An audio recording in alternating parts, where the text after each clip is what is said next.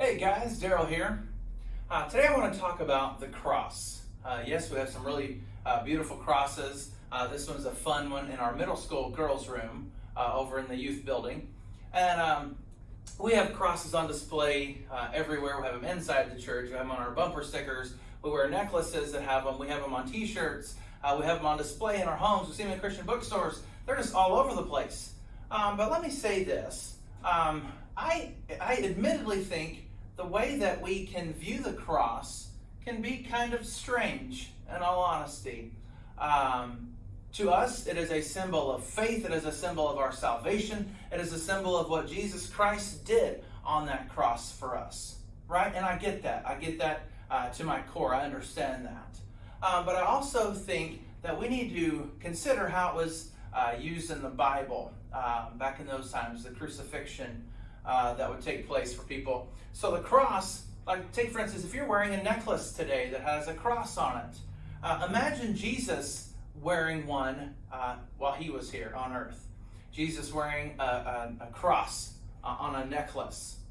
It would be the equivalent of us today wearing a lethal injection needle necklace, or the equivalent of a noose necklace, or the equivalent of an electric chair. That was essentially what it was. The cross was not this amazing thing in those times. Now, we celebrate it because of the man who died upon it for us, our Savior, the risen King, absolutely. And we deserve this cross. We deserve the crucifixion. We deserve condemnation. And we still do, quite frankly, but our Savior intervened on our behalf. And so I get that. But I want you to consider this. We're going to do one verse today. Matthew 16 and verse 24 says, "Then Jesus told his disciples, 'If anyone would come after me, let him deny himself, take up his cross, and follow me.'" Now, we're like, yeah, take up my cross, this salvation thing that shows my faith. Yes, I can take this. I'll rip this right off the wall. Take it with me everywhere I go. Yes, my Jesus, my Jesus, my Jesus. Yes, sounds great.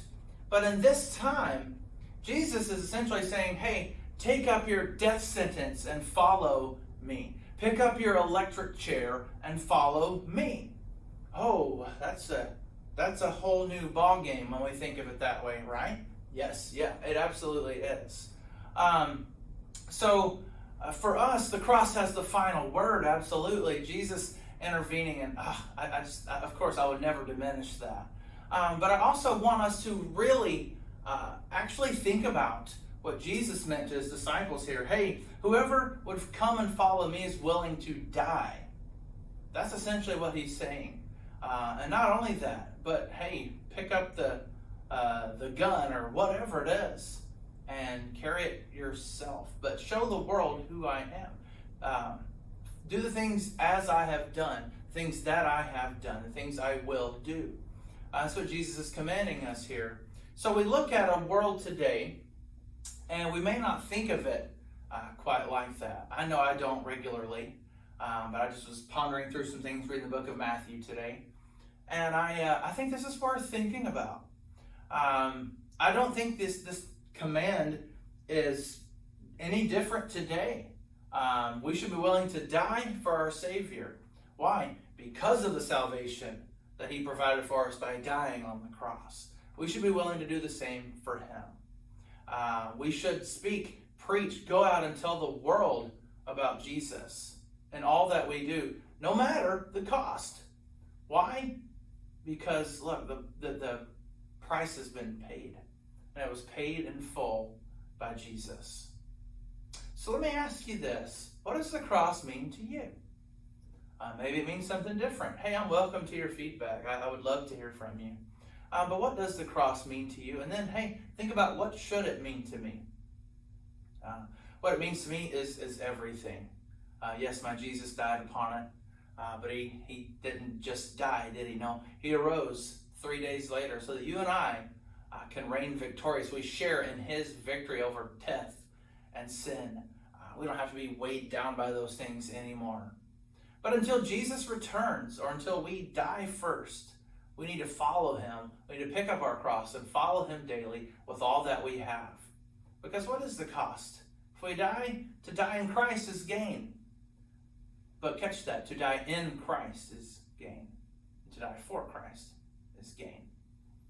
Make sure that you're living for Him. Pick up your cross. Follow Him daily. You won't regret it. The rewards are they're infinite. I love you, but not as much as He loves you. Focus on Him, not on me, and not on yourself. Focus on Him. Do His will. Do His bidding. Be His servant. Go out and live, and possibly even die for Him.